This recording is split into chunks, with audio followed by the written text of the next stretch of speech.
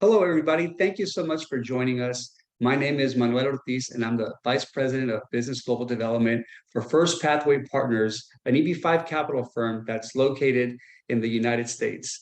I would like to introduce you to our guest today.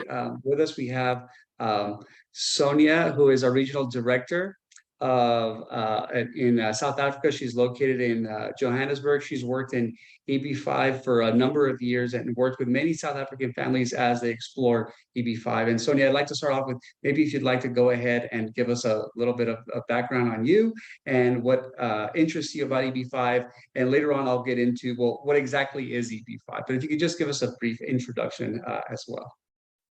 Thanks, Manuel. Yes, for those of you that already know me, in a nutshell, I started off my career in banking. Also, a great part of my life in real estate, which basically fits right into EB-5. I also had careers in international trade, bilateral linkages, and yes, I actually did some work for a US attorney. It's about 13 years ago now. That was doing EB-5, and so yes, from a marketing perspective, I used to assist the attorney setting up the meetings, sitting in, listening into all the other visa categories. And yes, eventually in 2018, when I met the Firstpathway team, Dan Wickland, which is our president, Dan said, well, you know what, you're a great candidate and personality for our team, and took some deliberation, not too long, and decided to get full-time into EB-5. And I absolutely love it. I love working with the investors. I love working with the families, sitting in their lounges, having tea, coffee, and just going through, everyone's different, so just going through their requirements. Thanks, Manuel. Thank you so much. And then I'd also like to introduce Dawie Roodt, who has, just an outstanding, one social media following. It's just amazing. And I think you only are able to obtain that type of a following when you really know what you're talking about. You have over 30 years of experience talking about macroeconomic factors affecting South Africa. But the other thing that I found that was very interesting was that you have such a great global perspective as well. Dawie is the founder of the Efficient Group, and he specializes in monetary and fiscal policy. And Dawie, if you'd like to go ahead and give us a little bit of a brief introduction for yourself, that would be great also. Thank you, Manuel, and good afternoon to everybody. Yes, my name is Dawie Roodt. I'm the chief economist and a founding member and a director of the company called the Efficient Group. It's a financial services company in South Africa. I've worked at a South African Reserve Bank. I work in financial markets. I cut my teeth on the capital market, so that's my experience. And that came in my background in fiscal and monetary policy came in quite handy when I started working on a capital market, and where I've been an economist in various financial companies, stockbrokers and the like, eventually starting the Efficient Group. And the Efficient Group today is 20 years old. And I think I've got the best job in the world. Being an economist is the best job in the world. Yeah, just looking at some of the stuff that you've been able to touch on and talk about really just throughout the years is very interesting. And I think the thing that I found in just watching some of your previous videos is just that everything is sort of connected. It might not all happen at the same time, but it's all connected. Indeed, that is the case. In fact, when you talk about economics, I think the subject called economics used to be called political economy for obvious reasons, because whatever happens in politics will affect your economy. And I think South Africa is an excellent example of things that went wrong. Yep. Well, let's go ahead and get into Firstpathway Partners, and then we can start our discussion, because I think you're touching on some very important points. So I don't want to delay on that. Again, my name is Manuel Ortiz, and I'm the Vice President of Global Business Development for Firstpathway Partners. And we're an EB-5 capital firm that's located in Milwaukee, Wisconsin. We were founded in 2008 by Robert Kraft, who has over 40 years of business experience. And over the years, we've worked with hundreds of EB-5 investors, and that's working with families that are located in different parts of the world that are looking to migrate to the US. One of the things that I think is really important to talk about is, well, what exactly is the EB-5 program? And the EB-5 program was created by the US government back in 2008. And at that time, they were looking for ways to attract foreign capital to spur economic development in the US. And so they created the EB-5 program, where each investor is required to create a minimum of 10 jobs and invest an amount of $800,000. And First Pathway Partners has been a leader in that industry, again, working with hundreds of EB-5 investors. I think that whenever you talk about EB-5, it's really important to talk about the relationship aspect of it, but also the track record, because there have been many entrants into the EB-5 industry, and some of them stay and some of them don't. And so it's important to partner with a EB-5 capital firm that has a track record and is like First Pathway Partners, where we've actually completed the cycle. We've returned EB-5 capital to investors. They've obtained their permanent U.S. residency, because after all, that is what you get through the EB-5 program. Is you invest $800,000. You have two processes happening in parallel. One is your investment. The other is the immigration process. And as you progress through the immigration process, you obtain your permanent residency that can eventually lead you to obtain your U.S. citizenship if that's what you want, or you can basically just stay with your U.S. residency. And what I had mentioned earlier when I started here is that Sonja is located in Johannesburg, and she's worked with many South African families that have looked to migrate to the U.S. And Sonja, maybe if you want to tell us a little bit about your experience and your vantage point as you're talking to families that are looking to migrate to the U.S. Is this something that you're very intimately aware of because of family situation, or just working with the different investors, just the different needs that they have as they're looking at EB-5? Yes, 100%. Like I said earlier, everybody has different reasons why they want to look at EB-5. Some people want to move over to the United States to possibly expand their commercial enterprises. I think a huge majority of our EB-5 clients have got young children, whether it's primary school or high school. And, it really just comes down to the numbers, because, if you send your child over to the United States, I'm not going to get into the numbers per se, but if you take the cost of putting one child through university opposed to EB-5, it's cheaper to do the EB-5, and the whole family can get their permanent residency and ultimately citizenship. But there's also situations where the husband may not want citizenship. For instance, the application can be made on the wife, for instance. The wife's going to be spending all the time with the children, possibly staying there. We also have business people that have got businesses all over the world, so they'll be traveling in and out of the United States. But like I said, there's many aspects. We've got somebody that wants to open up a business, branch their business there. There are other visa categories, but at the end of the day, for his family, EB-5 would be better because that would be inclusive of their whole family. So yes, I think in a nutshell, that's kind of what we're experiencing at the moment. And I think it's really important as investors or people that are interested in EB-5 are looking at this, is that it does sound a little complicated where you're investing in an investment in the US. It can be real estate, it can be other things. What type of structure is the most conservative? Because what you're trying to do is invest the $800,000. But the nice thing about it is that it's an investment that you would get back. And again, I think that's where it's really important, is that it's an investment. Every investment does have risk, so there is risk associated here, but that's why you want to partner with capital firms with EB-5 that have a substantial track record like First Pathway Partners. I think that this might be a little bit of an oversimplification of what the EB-5 program is, but from an investor standpoint, if you just look at it from just two steps. One step is the I-526, which is the investor's first application. So you invest your $800,000.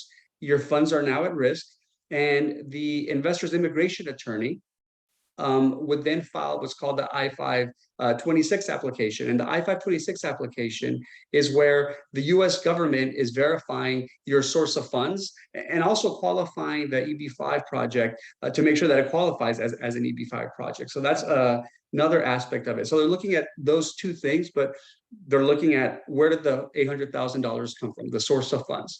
The other stage is called the 829 stage that happens a little bit later, where now the US government, as I had mentioned, each investor has to create 10 jobs. And so now they're verifying, okay, were these jobs actually created? So there are two steps associated with this, and the process can vary depending on the country where you're from. And obviously, popularity-wise, EB-5 didn't get more popular until we got into about 2008, 2009, when the financial crisis started happening. And then all of a sudden you saw an influx of people starting to migrate into the US, and the number of applications, which had been pretty small going back to 1990, started really revving up in 2008 and 2009. But I would say those are the two steps from an EB-5 investor perspective that you have to look for. You do have to contract with an immigration attorney, because they are the ones that are putting your application together. There's paperwork that's involved with your I-526 application, where you're basically verifying where your funds came from, and you're proving where they came from. But well-experienced EB-5 attorney would be able to help you with that. And Sonja, in just talking to the investors that you've worked with as well, just what are some of the things that come up in your consultations, and just if you could talk a little bit about the general process of this. Sure. So initially, when we first have the first consultation with the investor, either the investor contacts us directly through referral, or it comes through our website. 9 out of 10 cases, it's generally directly through to me. We have a consultation, see exactly what the requirements are for that particular family, whether they actually qualify for EB-5, whether they're a good fit for EB-5. You know, so we need to make a proper assessment in terms of, you know, would EB-5 be best for them? And once we've had that, you know, we provide the investor with a due diligence package. So the investor can then, you know, have a look at the subscription documents, the presentations. We've also got the flyover of our project. You know, so we've got, I think it's every month it is released. So you get the flyover of exactly how far the project has progressed up until, you know, that point. Yes, Manuel, is there anything else that you wanted me to add to that? No, well, I would ask, just, you know, as you're talking to investors as well, what are some of the typical questions that come up? Because I think one of the things that we're also kind of looking at is this the right fit for investors? So what are the things that kind of come up? And also, what are some of the things that give investors just the faith to jump on EB-5? Because sometimes the reality is that some of these investors are located in other parts of the world. Sometimes they're unable to make it to the US. And so just some of the things that you're doing in terms of relationship building, and some of the questions that come up that investors have as they're exploring whether this is the right fit for them. Yeah, so a lot of the questions, I think, is a massive overlap in terms of what the immigration attorney's advice would be. So, you know, we have to be up to date. And in terms, I think one of the biggest questions is, how long does it take? I think that's one of the very first questions, you know. Okay, so I've invested my funds, okay, where to from there? You know, that's question number one. Question number two is, okay, so my child is turning 21 in a couple of months, what do I do now? EB-5, basically, you know, it's for husband, wife, and all children under the age of 21. So we've had a situation where we've had investors that are, you know, looking at getting their oldest child, you know, or children, you know, under EB-5 by the time they process and things like that. So, you know, they've got properties to sell, you know, they may not be liquid, you know, they may not have the 800,000 cash sitting in the bank, you know, so we can actually assist and say, look, we've got guys that can assist you, you know, to take loans against your assets. Those are external service providers we work with, or it could be somebody, for instance, that can take loans against your stocks. That's a brand new thing as well.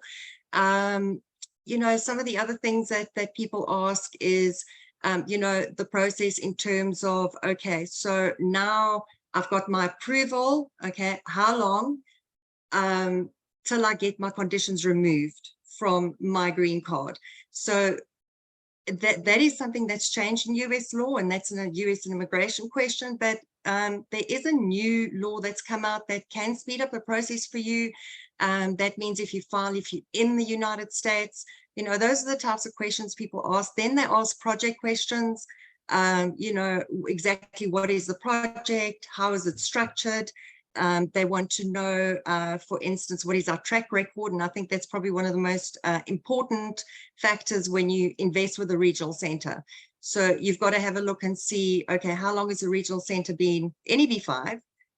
Number two, what is their track record in terms of funds returned, where ours is a 100% success rate, 100% success rate in terms of green card issuance as well. So at the end of the day, when we work very closely with the immigration attorney, they need to take your immigration documentation and the project documentation.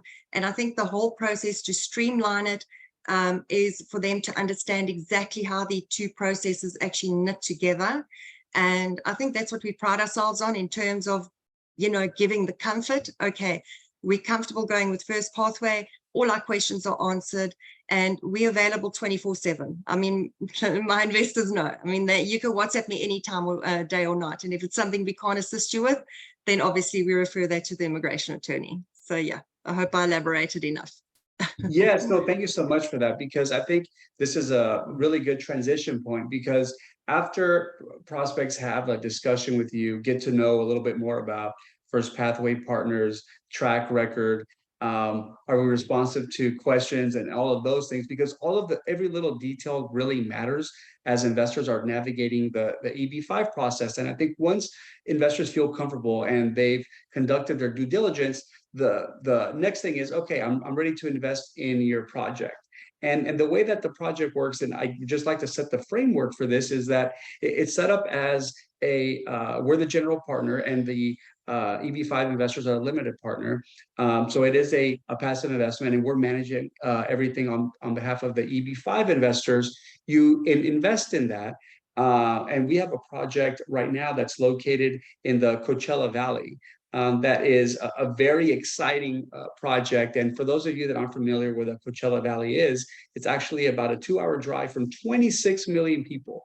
That's Los Angeles, San Diego, and Orange County in the state of California. So there are 26 million people that are living there, and it's an ultra luxury resort that consists of a Montage and a Pendry hotel. These are ultra luxury. And so when you think of those, you can think of certain brands like the Ritz-Carlton, St. Regis, and like those. Well, these are very similar to that, but I would argue that these are ultra luxury.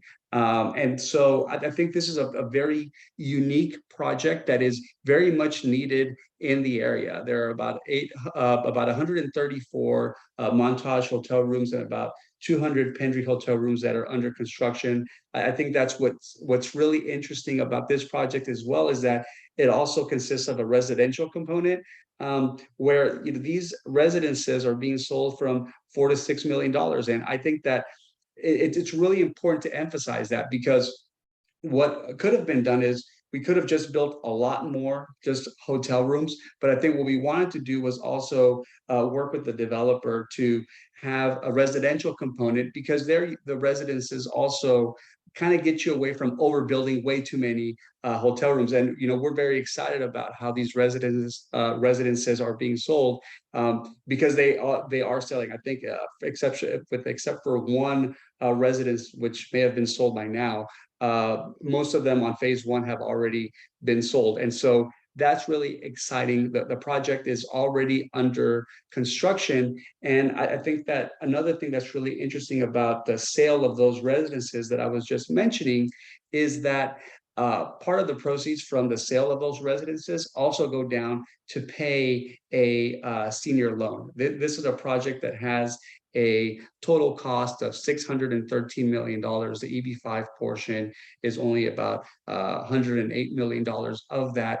And so I don't want to get too much into the weeds of that, but there is a senior construction loan there. And I think what's interesting about this is that the proceeds from the sales of the residences also go to paying down that senior construction loan, but you also have over $140 million worth of equity that's being invested by the developer. So there is quite a bit of skin in the game here. And then I would also say that the municipality where it's located, which is the city of La Quinta, has also invested about, I want to say over $90 million, $92 million for the infrastructure to have this project that's there.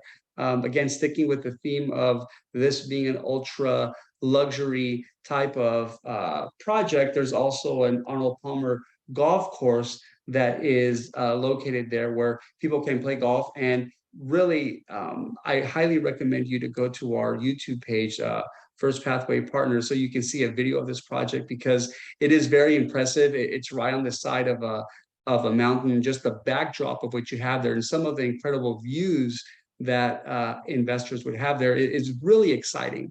I think another thing that's really interesting about this is where I had mentioned initially that it is an $800,000 investment, and each investor has to create 10 jobs. Well, here, what's really interesting about it is that because the project already started construction in 2022, all jobs for this project. So it's $108 million.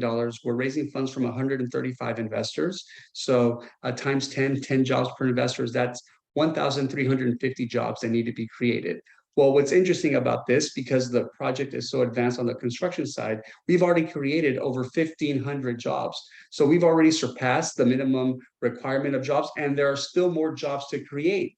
So as an EB-5 investor, if you're looking at the example that I gave of just two phases, the I-526 and the 829, if you remember, the I-526 is where did the funds come from? And is this a good EB-5 project? It's putting it very simplistically, but that's what that first stage is. But the second stage is, well, where the jobs created? If you're an investor that's coming into this project, you already know that the jobs are created. So it really does virtually minimize or eliminate that second part of the process, because all the jobs have been created for all investors coming in, and there are many more jobs to create. I want to say that the number that each investor would have created in terms of jobs would be 40 rather than the minimum of 10. So there's quite a bit of a job cushion there. And I think just that risk factor of it is super important, because when you're dealing with EB-5, it's not just an investment, it's a very intimate and very important family decision. So as investors, when they look at EB-5 and EB-5 investments, it's important to think of two things. One is that the project needs to be fundamentally sound on the immigration side, but it also needs to be fundamentally sound on the investment side, because on the immigration side, that's going to dictate whether you get your US residency, which is the ultimate goal here. But the other goal that is just as important as families are migrating to the US is getting that $800,000 back. Right. And there is a return that's associated with the investment.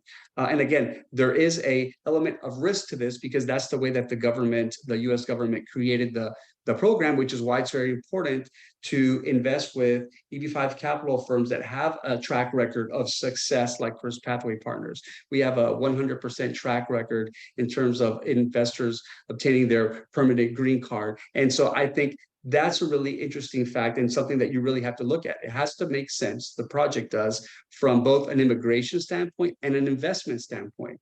On the job side, I just mentioned that, and I would just also mention on the investment side of it, there is a big need for this project. I talked a little bit about that at the beginning of this webinar, is that if you look at the number of hotel rooms that were located in the Coachella Valley in 2003, there were 14,000, 14,000 hotel rooms.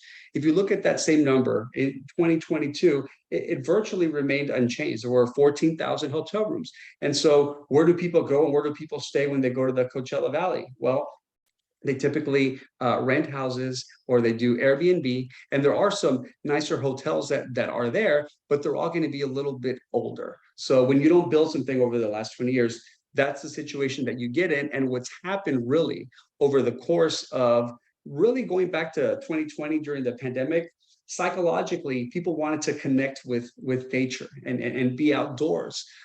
So tourism in the Coachella Valley has actually skyrocketed, as we've been able to tell just from the sale of houses, of the residences that we've had at this project. Demand has been very high for those, as we have opened up the sale of phase one. So you have people that are also migrating to the area. You have people that are visiting the area from tourism. I believe the Palm Springs Airport is also going to through an expansion project as well. So you have a really good situation where there was already a need for this, but now with people migrating to the area and people visiting the area, there's even more of a need for this. And having an ultra luxury new development like this that also has an Arnold Palmer golf course on it that already exists is a wonderful thing. And in fact, next week, I'm going to be meeting with some investors, and one of them actually is flying in from South Africa, and we're going to do a tour of this project. And so, to the extent that people can do that, I highly recommend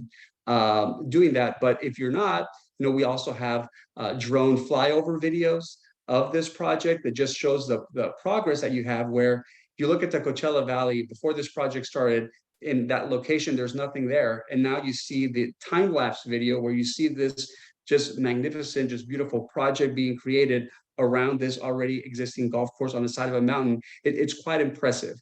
But I think that, again, it's just really important as an EB-5 investor to look at it both from the immigration standpoint and also the investment standpoint, because you can have a really good immigration project and it makes a lot of sense, but from an investment standpoint, it doesn't make any sense. And then, the likelihood of you getting your capital back are going to be pretty low.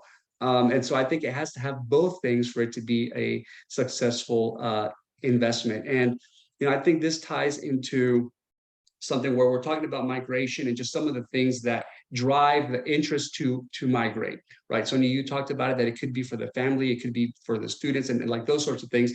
But oftentimes we look at the macroeconomics of things, right? So you look at the country where some of these families live, and just some of the things that are important for them. Sometimes it's the education system. They want them to study in the US because they feel their child's going to get a better education. Or sometimes there are political issues or just macroeconomic issues that are actually occurring in their country of residence, that these are all things that investors are actually considering. And I think to get the perspective of what exactly is happening in South Africa, I think we're just very fortunate to have somebody like Dawie that can tell us, this is what we're seeing in South Africa now, and this is what we've seen over the years. And Dawie, if you'd like to just give us a little bit of insight as to what you're seeing in South Africa now.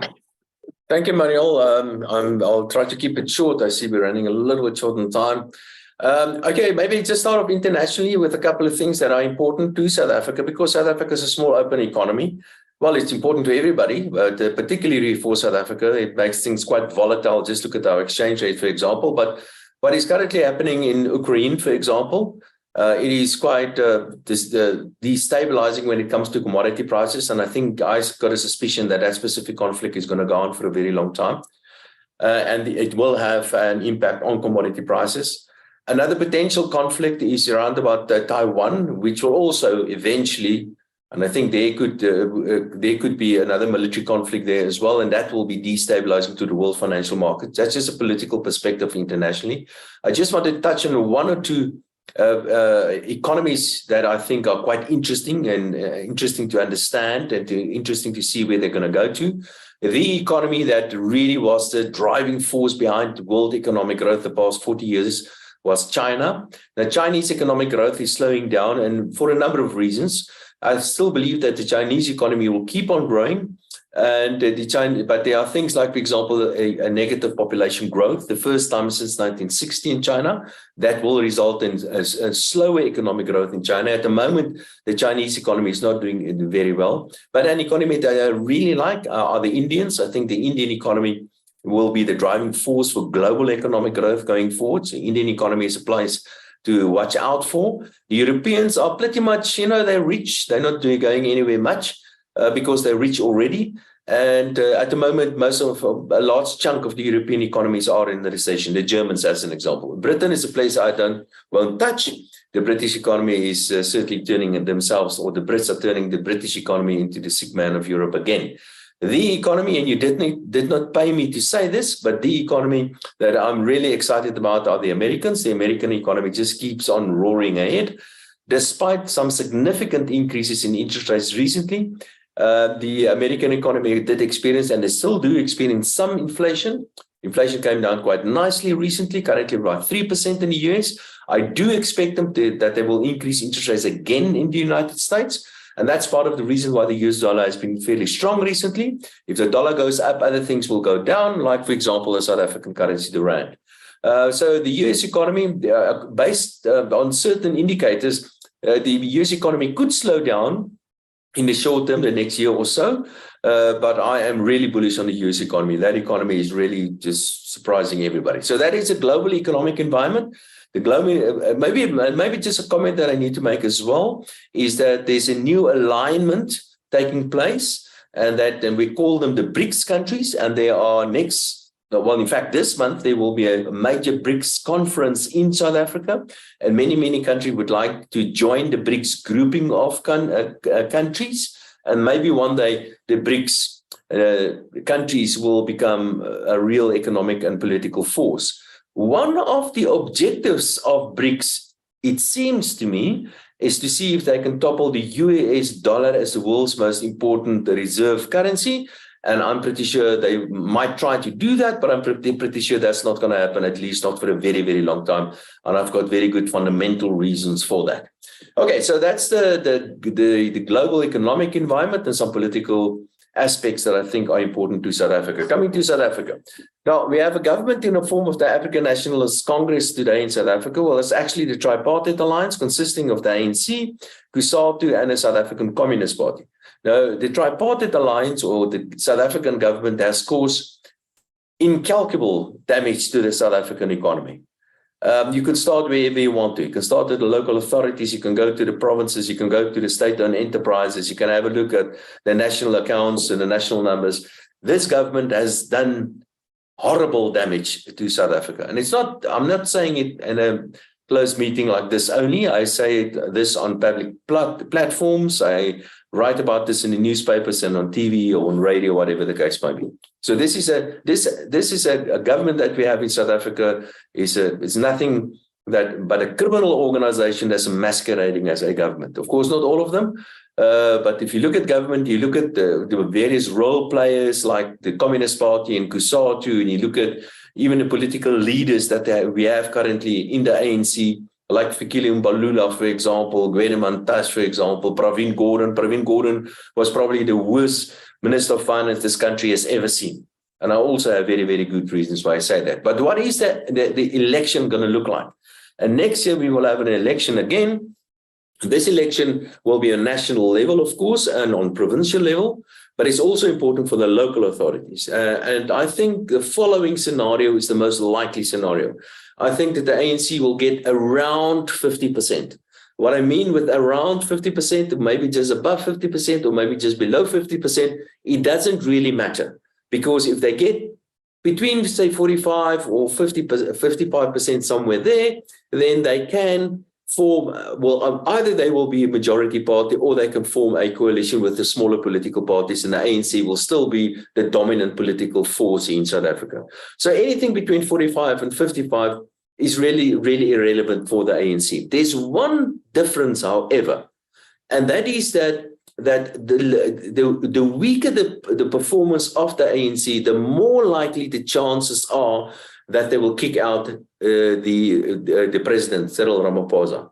So if they get 45%, they could argue, but it's all your fault because you are our only real drawing card. We only got 45%, and therefore you're not that important to us anymore. We're going to kick you out. So keep that in the back of your mind. So that is important, depending on where, apart from the fact that the ANC still, for the likelihood that the ANC between 45 and 55 will be able to form a coalition, the worse they perform in the elections, the greater the chance that they're going to kick out Cyril Ramaphosa as leader. Now, that is important for a number of reasons, and here's another reason, something else that we need to keep in the back of our minds, and that is whatever happens on provincial level could determine what's going to happen on a national level as well. Let me give you one example. The biggest problem in South Africa is Gauteng. Gauteng, chances are more than likely that the ANC will not get a majority in Gauteng. They will get less than 50%, or perhaps even much less than 50%, which means that they will have to form a coalition in Gauteng, which means since the Premier of Gauteng is very close to the EFF, there's a good chance that the ANC in Gauteng will be forced to form a coalition with the EFF. And a part of the price could be that the EFF demands some positions on national level. And of course, again, with Cyril Ramaphosa in the EFF and the same government, that's something that's not going to work. So that's the most likely scenario, the ANC getting around 50%. It's possible for them to get below 45% or even as low as 40%. I doubt that, but it is possible. And then the ANC on national level will be forced to enter into a coalition with either the EFF or DA or the DA. I don't think it will be a good thing for the DA to enter into a coalition with the ANC, because you're going to get tainted by the ANC. The ANC is not going to let go of all these amazing benefits that you get from being the ruling party. And I can't see how a coalition like that can last very long. But there is talk of the possibility of a coalition between the ANC and the DA. If they do that, I think it will be to the detriment of the DA. That basically means that the ANC can only form a coalition with the EFF if they get below 45%. And I am pretty sure that the price that the EFF will be demanding will be at least the deputy presidency for Julius Malema. So it's not impossible that next year, this time, we could have a president called Paul Mashatile and a deputy president called Julius Malema. But whatever is going to happen, I'm not sure what's going to happen. I think the most likely scenario is for the ANC getting just below 50% and forming a coalition with the smaller political parties, which means that we still will have an ANC-dominated government for at least another 5 years. And they will have, whoever's in charge, there are three major challenges. And the three major challenges are the following. The first one is the local authorities. The local authorities are a complete mess. More than 70% of the local authorities are simply financially unsustainable. And that means that the Minister of Finance, he did mention that, maybe just a side note, the local authorities owe something like 80 billion rand to Eskom, and we all know what's going on at Eskom. So the Minister of Finance did indicate that he may come to the support of some of the local authorities, provided they do A, B, and C, which I don't think they're going to do, but I do believe that the Minister of Finance will in any event provide financial support to the local authorities because they are collapsing. The local authorities are crucially important because that is the first authority that any businessman gets involved with. You have to get electricity, you have to get a road, you have to have water, you have to all that sort of stuff, and you get that from your local authority. We know what happened recently in Braamfontein. Johannesburg literally exploded.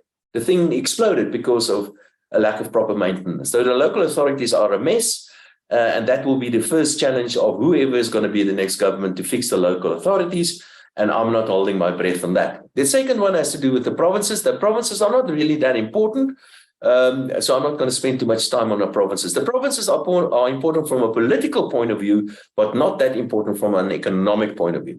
Then the state-owned enterprises. The state-owned enterprises are a mess. We know that Eskom is a mess in South Africa.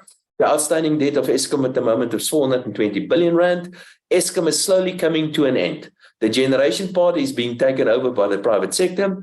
The distribution part is being taken over by the private sector, more and more so. And more of that will happen in future, which will mean that the local authorities will lose even more revenue because they make a lot of money out of simply reselling electricity to businesses at the local level. Now, the private sector is taking that over, because in many instances, the local authorities, they collect this money where they sell electricity, but they simply do not pay that over to Eskom. And that means that Eskom cuts off the power, and business people go to court and they get the right to distribute their own electricity. So in the case of Eskom, I think only the transmission part will really remain, and the rest of Eskom will slowly just die. And what I mean with slowly just die, that in fact is happening to just about all the state-owned enterprises. South African Airways is a very good example of something that has died already. It just came to an end. In a way, it has been privatized because the private sector simply filled that vacuum. What is currently happening to the South African Post Office is another example of a state-owned enterprise that is just coming to an end. It is just dying. The South African Post Office is currently under business rescue. There was an application for its liquidation. I don't think it will be able to be rescued. We need to put another 10 billion rand behind the Post Office. That's the new plan. But they had many plans before, and whatever the new plan, where the money is going to come from, I'll get to that just now, but whatever the new plan is, that is also not going to work. So then the second challenge of whoever is going to be in government will be to fix the state-owned enterprises, and some of them are so far gone that they cannot be fixed. Eskom is a very good example. Remember, Eskom owes 420 billion rand, and the Minister of Finance did indicate that he will take over something like 150, 160 billion rand of that over the next couple of years from Eskom, because Eskom cannot survive financially. And because of a lack of electricity, the economy is just not growing. That's the second challenge, state-owned enterprises. The third one has to do with the fiscal accounts of the Minister of Finance. Now, the Minister of Finance is responsible for tax collections and state spending and state borrowing and so on. So he's the guy responsible for the various taxes, state spending, and the debt of the state. Now, the debt of the state is currently standing at about 72% of GDP, or size of the economy. And that in itself is not necessarily a problem. The problem is that debt to GDP ratio is going up at an alarming rate. Now, let me give you one number, an important number that we as economists, we always keep an eye on, and that is the so-called fiscal deficit. The fiscal deficit is the difference between how much politicians spend, and they always spend more than what they get in by way of taxes. And that difference, we always express that as a percentage of the economy, and the Minister of Finance budgeted for that difference to be 4% of GDP in his budget at the beginning of this year. Now, unfortunately, the Minister of Finance forgot to include the overrun, or the money that he needs to spend on the local authorities as well. And I did mention they owe 80 billion only to Eskom. And if you add that to the fiscal deficit, then of course the fiscal deficit will be bigger. He also forgot to include the transfers that he promised to make to Eskom, as an example. And the International Monetary Fund actually pointed that out and said that you need to add that to the fiscal deficit as well. The Minister of Finance also did not include the above inflation increases in the wages of the civil servants, which will increase his spending, of course, and he did not include that. It's not budgeted for. And that means that the fiscal deficit will be bigger, even bigger. In the meantime, the commodity cycle has turned, and that means South Africa is exporting far less than what the Minister of Finance expected. And he's probably going to collect something like 50 billion rand less on especially mining companies than what he budgeted for. And it's not only a matter of the commodity cycle turning, but it's also a matter of the railroads that are not working, or the harbors that are not working. We can't get the stuff out. And that will also increase the fiscal deficit. In the meantime, the economy is not growing. The economy is growing. The economic growth this year probably going to be about zero or nothing, which means in itself that other tax collections will be under a lot of pressure as well. So you have a fiscal deficit that's much bigger than originally estimated, while the economy is going to be smaller than what the Minister of Finance envisaged at the beginning of the year, which means that the fiscal deficit to GDP ratio will move in the wrong direction. And my estimate for the fiscal deficit is in the region of about 60, or rather 6% of GDP, which means that the debt to GDP ratio will increase to about 76% by the end of this year. And next year, it will surpass 80% to GDP, Now, how's this going to end? Well, something that's good in South Africa, we've got the Minister of the Governor of the South African Reserve Bank, Lesetja Kganyago. He's doing an excellent job. He's increasing interest rates. He's probably going to increase interest rates again, but that's probably going to be the last one. And then we're at the top of the interest rate cycle for now, at least. But I'm afraid going forward, the next, say, year, 18 months, 2 years or so, with the fiscal debt levels keep on going up, the funders of that debt are mostly local pension funds, the local banks, some local saving accounts like unit trust as an example, and of course foreigners as well. But because of politics, like for example, there's a Lady R debacle, foreigners do not want to fund South Africa to the same tune. And that means that the local guys need to fund that fiscal deficit more and more. And the banks need to fund that more and more. And the Reserve Bank indicated recently that they're getting concerned about the amount of the balance sheet of the banks that are committed to funding the fiscal deficit of the Minister of Finance. And they're getting a little bit concerned about that, as an example. So the governor of the South African Reserve Bank did indicate that he's getting a little bit worried about that. Some other good things in South Africa is the judiciary is still fine. The Chief Justice is a good guy. And I think that the press is very much independent in South Africa, but I am very concerned that in the medium longer term, we're not going to see economic growth or very little economic growth, high levels of unemployment and rising levels of state debt. And that will eventually spill over and much higher levels of inflation and a much weaker currency. So that's my outlook. I'm afraid to say I am not I'm quite concerned about South Africa, and for at least the next 5 years we will still have the same destructive government that will be part of the government in South Africa, and I'm afraid they've caused most of this mess, and they're certainly not going to fix it.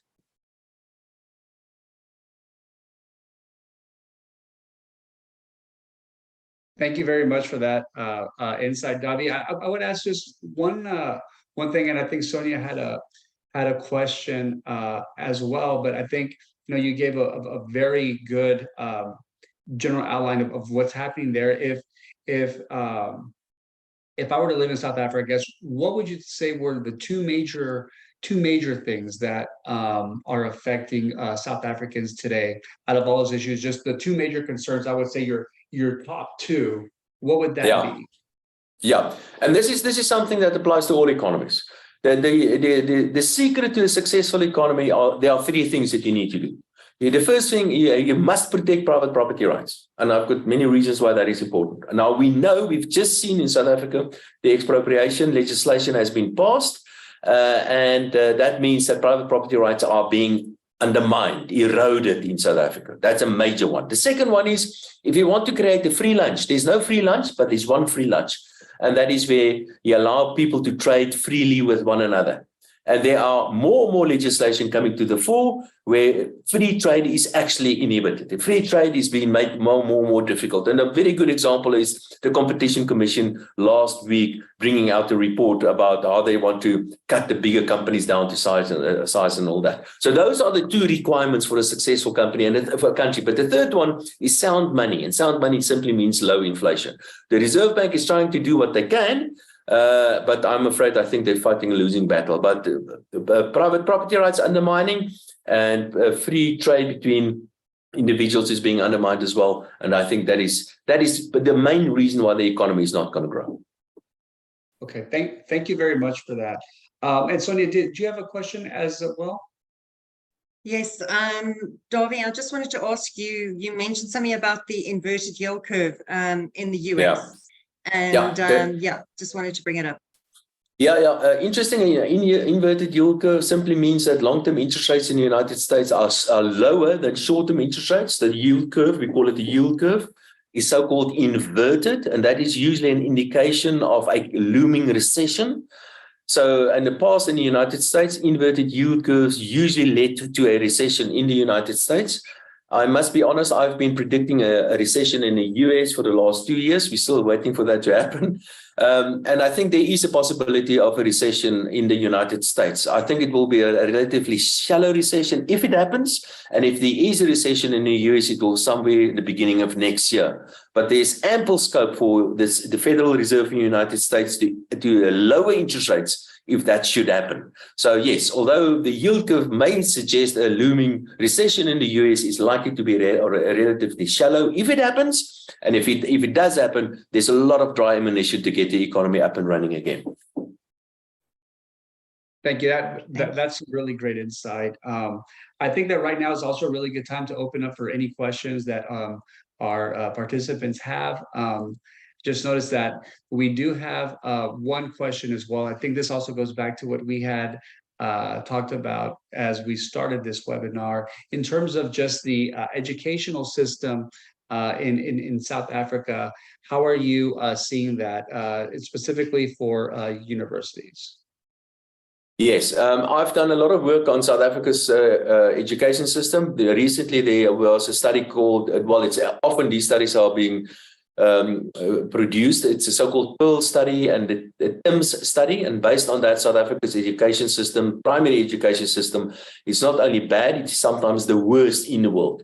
We've got some good patches in South Africa, and I'm actually quite excited about education because education is changing in the way it's being conducted. Like, for example, it's becoming more and more technologically driven and more web-based. But if you look at education that is provided on primary level, especially in South Africa and provided by government, that kind of education is really horrible. Okay, no, thank you so much for that. And then one thing that I would ask as well, Dawie, is that I think one of the big advantages that people see whenever they look at EB-5 is the fact that you have international students that come to study in the US on an F1. Yes. And the F1 also requires for those international students to pay international tuitions here in the US, can sometimes be 2 to 3 times higher than what an international student would have to pay. And I think that the more important than the economics of it is the aspect that they can, when say graduate university, people can work wherever they want. As you look at the tuition costs of an international student, how do you see those affecting the psychology of people that are choosing to stay in South Africa and study in the US? I think it is possible. Of course, if you can get a good quality education from some of the good universities in Europe or in the United States, the US is still one of the major places in the world where you can get very good qualifications. But I also want to point out is that nowadays it's becoming easier and easier to make use of technology to get a very good qualification as well. But you're absolutely right. If you can walk away, if you can say, listen, I've got a university degree from Yale, for example, you certainly have it made. Perhaps the next Dawie Roodt then, huh? Well, I think that just touches on something really important is that, whenever people also come on an F1, they also depend on a corporation to sponsor them once they graduate from university here. And I think that through the EB-5 program, the really cool thing about it is that once you obtain your US residency, you can pretty much work wherever you want and have opportunities to do whatever you want without having to work on a limited job pool. And I think that if you look at the type of visa where a corporation sponsors a recent grad, it's called an H-1B, you look at the number of applications that came out over the last year, there were over 700,000, and the approval for those were somewhere in that 12 to 16%. So not a lot of them were approved. And so what happens is you come to the US, you come on an F1, you get great grades, you feel that the world is open for you, and then you find that, well, it's a lot harder to find sponsorship. And then so there you really have, a specific period of time to find an employment opportunity here, or you have to return to the country where you're from or find opportunities in other countries. So I think that EB-5 does give that freedom, and it does give you just the cost savings from a university tuition cost standpoint. And Sonja, did you have any other questions that you'd want to touch as well? Any other points? I think we're reaching a good point. We have some questions that we can answer. I basically just wanted to touch on, and I made that in my notes earlier. I meant to discuss it earlier. So I've got 2 sons, one in South Africa, one in the US, and the one in the US is actually going to be starting at the University of North Carolina at Appalachian. And he's my youngest son. He came out to South Africa to come and visit. And the minute he got back to the US, he's like, Mom, you know what? This is the place to be. I wish, everyone could have this experience. It's so beautiful. It's freedom. And, in a nutshell, that's what he was talking about, just touching on education. I think Dawie had to pop off, but just one thing I'd like to mention on a briefing from the Center of Risk Analysis we got this morning, that Chile would be, the country Chile would be cutting their interest rates, and possibly Brazil as well. And Dawie and I had a chat earlier, and he said this could actually have a knock-on and a positive effect on other countries as well. So I just wanted to mention that in terms of the economic briefing today. No, thank you so much. And I think that's a really good note to wrap on as well. And as well, we did receive some questions and we'll be responding to those separately. And I would just say that again, if you're interested in EB-5, please feel free to reach out to Sonja Clarke. She's located in Johannesburg. You have her contact information on the brochure that actually went out. And I would say that, I think what really separates Firstpathway partners, because again, there are many people that are now doing EB-5, and, when the economy is in a bit of a challenging time, or you have a high interest rate environment, EB-5 becomes very powerful because it's a lot more flexible than some of your institutional capital. It can play in any part of the capital stack. It can be debt, it can be equity, it can be pretty much anywhere there. And so developers want access to that capital to continue to power through these times. And so it becomes popular there. But I think the thing that really separates Firstpathway partners is that for us, we are not a volume EB-5 capital firm. That's to say that we want to have 12 to 15 to 18 projects through a year just to go. For us, what we like to do is have a conservative approach, have one investment like we do right now, and deliver results to investors so we can have that 100% approval rate. Again, for us, we look at it as not just an investment or as a means just to get more projects off the ground, but really as a means to what our ultimate goal really is for investors to secure the American dream and to get their capital back. And so I'd just like to say thank you to everybody for joining us. Sonja, thank you so much. Dawie, thank you so much for joining us as well, and we really appreciate it. Thank you. Thank you, Manuel. Bye-bye, everyone. Bye-bye. Bye.